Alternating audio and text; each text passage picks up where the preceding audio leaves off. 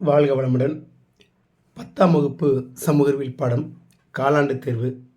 நம்ம அடுத்தடுத்து வீடியோஸ் கொடுத்துக்கிட்டே இருக்கோம். ஸோ மாணவர்கள் ஃப்ரீயாக இருக்கும் போதெல்லாம் நம்மளுடைய யூடியூப் சேனலை பாருங்கள். இந்த பதிவில் என்ன கொடுக்குறோம் அப்படின்னா, இந்த காலாண்டு தேர்வுக்கு மிக மிக முக்கியமான 10ஆம் வகுப்பு சமூக அறிவியல் பாடத்தில் 5 மதிப்பெண் வினாக்களை நம்ம கொடுக்குறோம். இந்த 5 மதிப்பெண் வினாக்கள் ரொம்ப ரொம்ப முக்கியமானது. அனைத்து மாணவர்களும் படிச்சுக்கலாம். இந்த பதிவை பொறுத்தளவு மெல்ல கற்கும் மாணவர்களுக்கான ஷார்ட்டாக நம்ம பார்த்திங்கன்னா கிட்டத்தட்ட 16 பாடங்கள் காலாண்டு தேர்வுக்கு. எப்படி குறைந்தது பார்த்திங்கன்னா 50 5 மார்க் இருக்கும். எனக்கு தெரிஞ்சு 16 பாடத்தில் குறைந்தது ஒரு 40லேருந்து 50 5 மார்க் இருக்கும். அதில் மிக மிக முக்கியமான ஒரு 5 மதிப்பெண் வினாக்களை இந்த பகுதியில் நம்ம டீட்டெயிலாக பார்க்க போகிறோம். மாணவர்கள் முழுமையாக கேளுங்க. அனைத்து பகுதியிலேருந்து ஒவ்வொரு 5 மார்க். ஃபஸ்ட் ஒன் பார்த்திங்கன்னா, வரலாறு பகுதியிலேருந்து ஜெர்மனியோடு தொடர்புடைய வெர்சைல்ஸ் உடன்படிக்கையின் சரத்துக்கள், இந்த 5 மார்க் பார்க்க இருக்கிறோம்.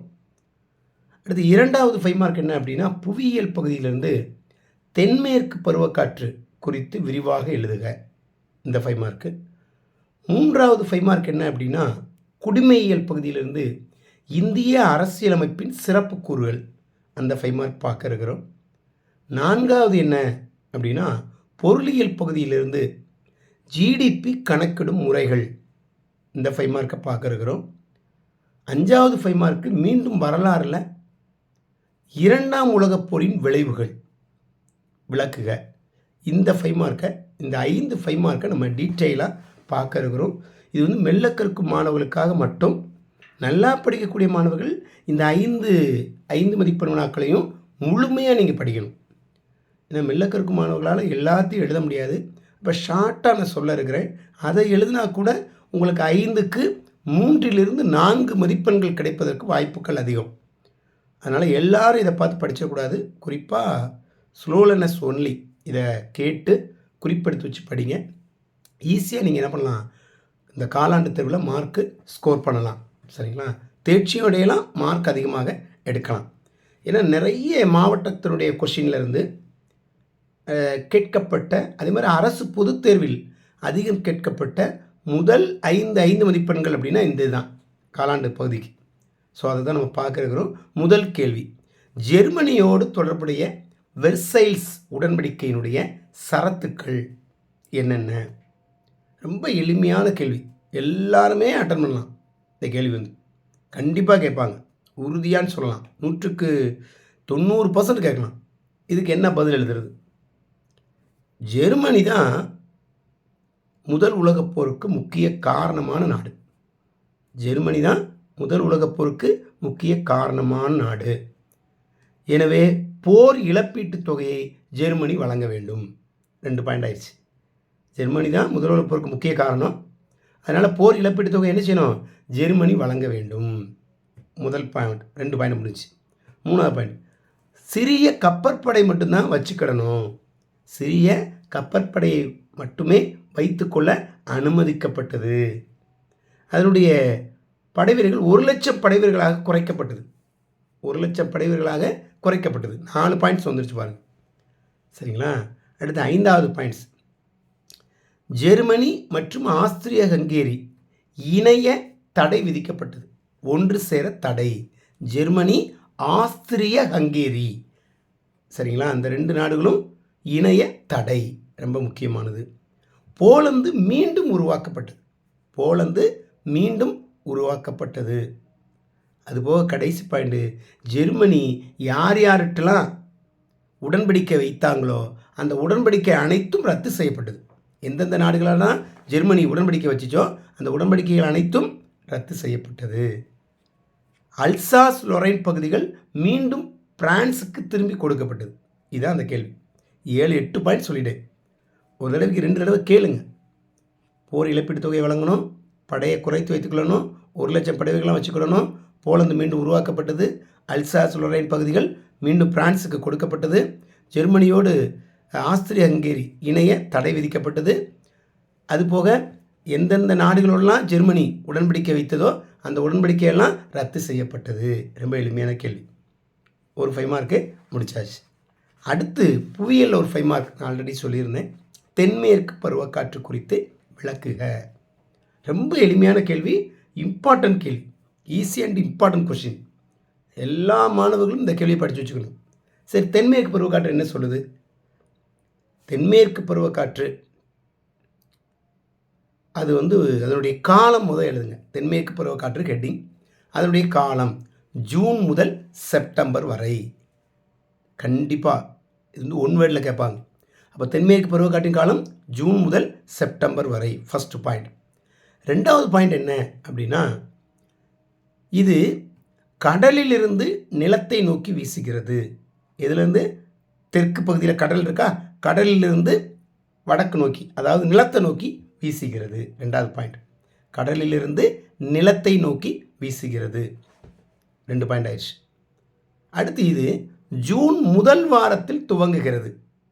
தென் தமிழகத்தில் துவங்க ஆரம்பிக்கும். ஜூன் முதல் வாரத்தில் ஸ்டார்ட் ஆகுது. ஜூன் முதல் வாரத்தில் துவங்குகிறது. 3 பாயிண்ட் சொல்லியாச்சு. இது 2 கிளைகளாக பிரிகிறது. ரொம்ப முக்கியமானது. 2 கிளைகளாக பிரிகிறது. 4வது பாயிண்ட், 2 கிளைகளாக பிரிகிறது. 5வது பாயிண்ட் போட்டு அவைகளாவன, 1 அரபிக்கடல் கிளை, இன்னொன்று வங்காள விரிகுடா கிளை.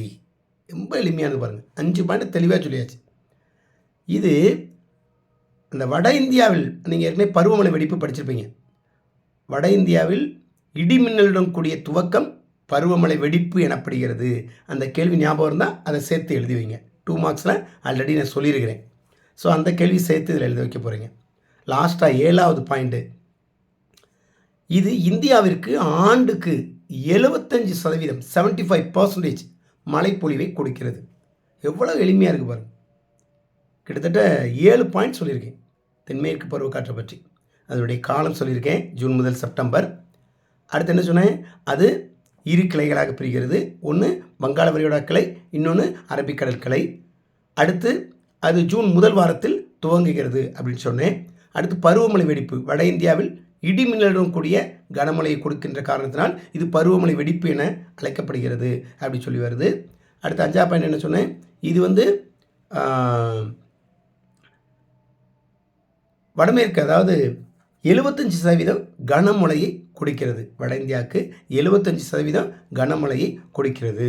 ஸோ இந்த கேள்விகளை நீங்கள் திரும்ப திரும்ப நான் சொன்ன அந்த பாயிண்ட்ஸை நீங்கள் படித்தீங்கன்னா கண்டிப்பாக என்ன பண்ணலாம், தென்மேற்கு பருவக்காற்று கேள்வி கேட்டால் கண்டிப்பாக இந்த பாயிண்ட்ஸாவது, இந்த 7 பாயிண்ட்ஸ் ஷார்ட் பண்ணி தான் கொடுத்துருக்கேன், இதை அப்படியே எழுதிடலாம். நீங்கள் டீட்டெயிலெல்லாம் எழுத வேண்டாம், ஸ்லோ லேர்னர்ஸ். சரி, எல்லா மாணவர்களும் இப்படி எழுதிடக்கூடாது, மார்க் குறைஞ்சிரும். குறிப்பாக 100 மதிப்பெண்களை பெறக்கூடிய மாணவர்கள் இப்படி எழுதாதீங்க. இது ஸ்லோ லேர்னர்ஸ்க்காக. 5 மதிப்பெண்கள் எல்லா ஆசிரியரும் கொடுப்பாங்களான்னா கொடுக்க மாட்டாங்க. சிலர் 4 மார்க் கொடுப்பாங்க, சிலர் 3 மார்க் கொடுப்பாங்க. அதனால் நல்லா படிக்கும் மாணவர்கள் முழுமையாக புத்தகத்தை ரெஃபர் பண்ணி நீங்கள் எழுதணும். உங்கள் ஆசிரியர் உங்களுக்கு சொல்லியிருப்பாங்க. சரிங்களா? ஸோ அடுத்து 5 மார்க் அப்படிங்கும்போது குடிமையியல் பகுதியில் நம்ம 5 மார்க் பார்க்கணும்.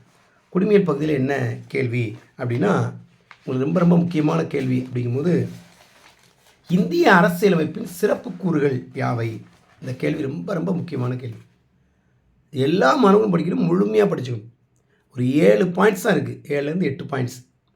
என்னது? ஃபஸ்ட்டு ஒன், உலகில் எழுதப்பட்ட எல்லா அரசியலமைப்புகளையும் விட இந்திய அரசியலமைப்பு நீளமானது. இந்திய அரசியலமைப்பு நீளமானது.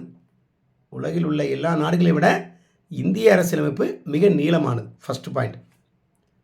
கூட்டாட்சி அரசாங்கத்தை ஏற்படுத்துகிறது. கூட்டாட்சி அரசாங்கம்னா மத்திய அரசு, மாநில அரசு 2 இருக்கிறதுனால கூட்டாட்சி அரசாங்கத்தை ஏற்படுத்துகிறது. சமயச்சார்பற்ற அரசாக விளங்குகிறது. சமயச்சார்பற்ற அரசாக விளங்குகிறது. அடுத்து, வயது வந்தோர் வாக்குரிமை வழங்குகிறது. வயது வந்தோருக்கு வாக்குரிமையை வழங்குகிறது. சுதந்திரமான நீதித்துறையை கொண்டுள்ளது. 5 பாயிண்ட் ஆயிடுச்சு. சுதந்திரமான நீதித்துறையை கொண்டுள்ளது. அதே மாதிரி நெகிழும் நெகிழாத்தன்மை கொண்டது. நெகிழும் நெகிழாத்தன்மை 6 பாயிண்ட் சொல்லிட்டேன். ரொம்ப ரொம்ப முக்கியமான பாயிண்ட்ஸ் இவையெல்லாம். அதே மாதிரி பல்வேறு நாடுகளிடமிருந்து எடுக்கப்பட்ட ஒரு அரசியலமைப்பு. பல நாடுகளிலிருந்து, ஒவ்வொரு நாட்டிலேருந்து ஒவ்வொரு சட்டங்களை எடுத்து இப்போ அடிப்படை உரிமைகள் அப்படின்னா அமெரிக்காவிலேருந்து எடுத்திருக்காங்க.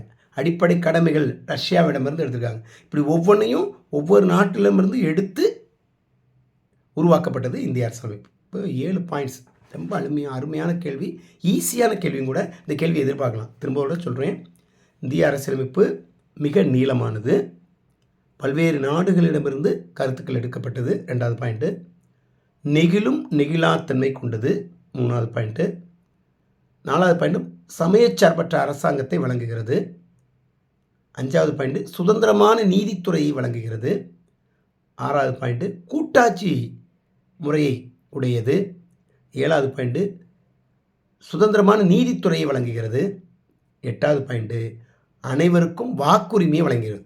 வயது வந்தோர் வாக்குரிமை. 18 வயது நிறைவடைந்துட்டானா அவனுக்கு வாக்குரிமை. ஜாதி, மதம், இனம், மொழி இந்த வேறுபாடே கிடையாது. 18 வயது முடிஞ்சால் அவனும் ஓட்டு போடலாம். ஸோ வாக்குரிமை, வயது வந்தோர் வாக்குரிமையை வழங்குகிறது. ஸோ மிக மிக எளிமையான கேள்வி, எதிர்பார்க்கக்கூடிய கேள்வி. அரசு பொதுத் தேர்வுலையும் கேட்டிருக்காங்க. இந்த கேள்வி அரையாண்டு தேர்வில் கூட கேட்க வாய்ப்பு இருக்குது, ரிவிஷனில் கேட்பாங்க. அதனால் முக்கியத்துவம் கொடுத்து இந்த கேள்வி என்ன செய்யலாம், எல்லா மாணவர்களும் முழுமையாக படித்து வச்சுக்கோங்க. சரிங்களா?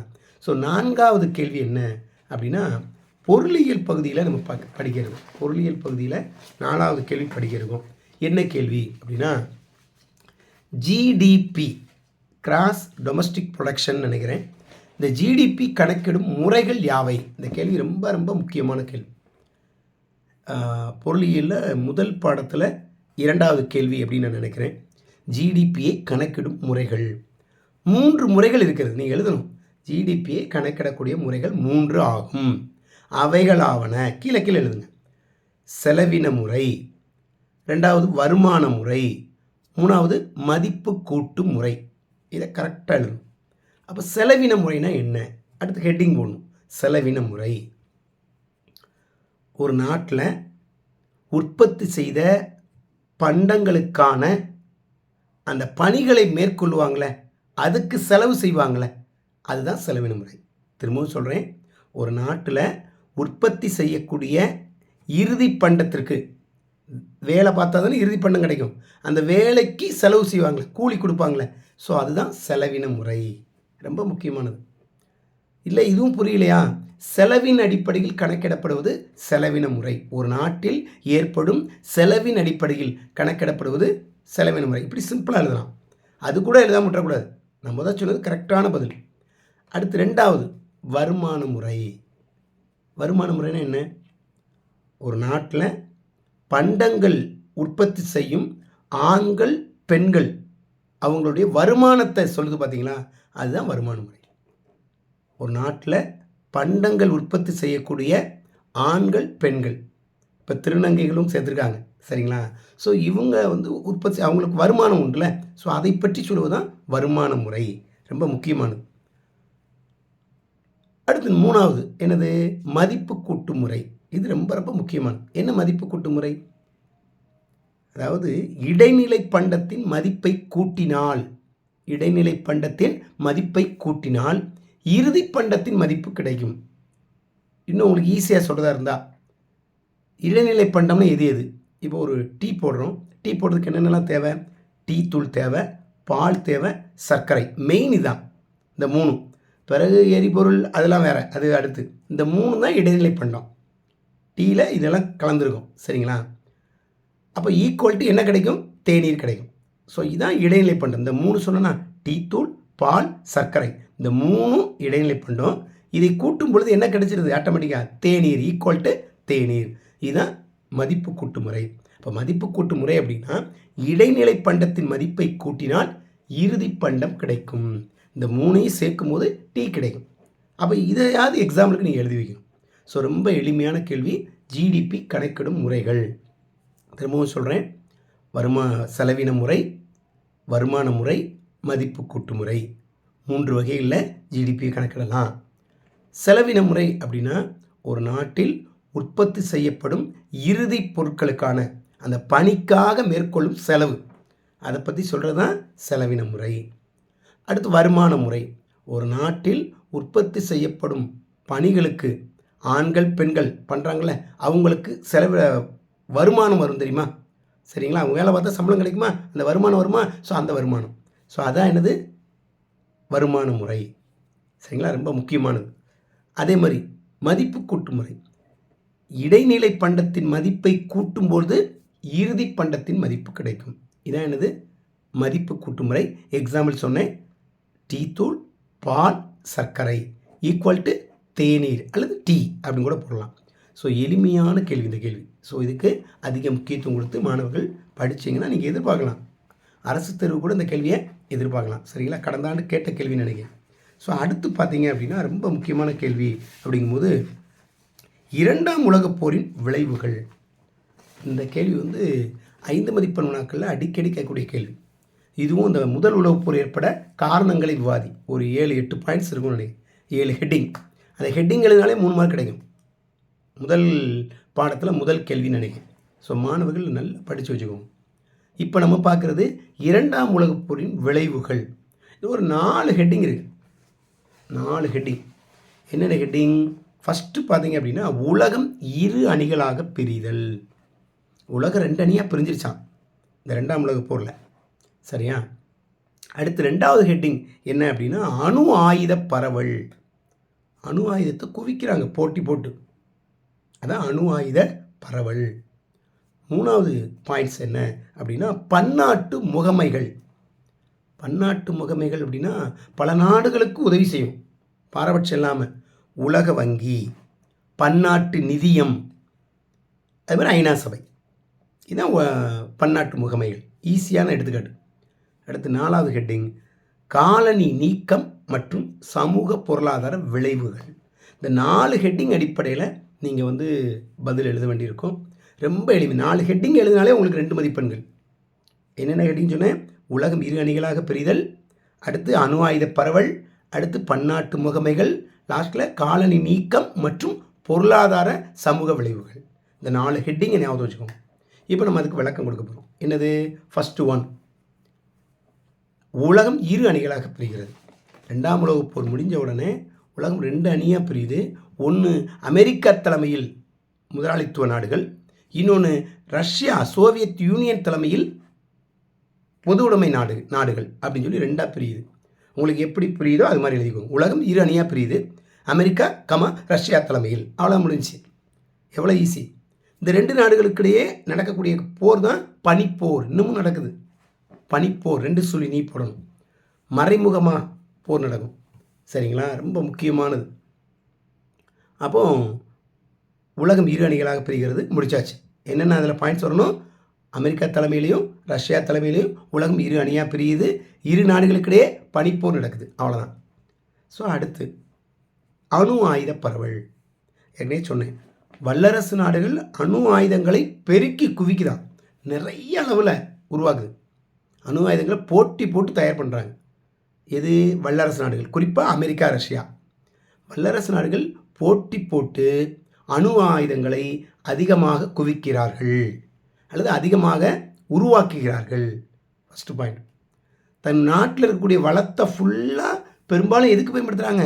அணு ஆயுதத்தை அதிகரிப்பதற்கு. அவ்வளோதான். அடுத்த பாயிண்ட்.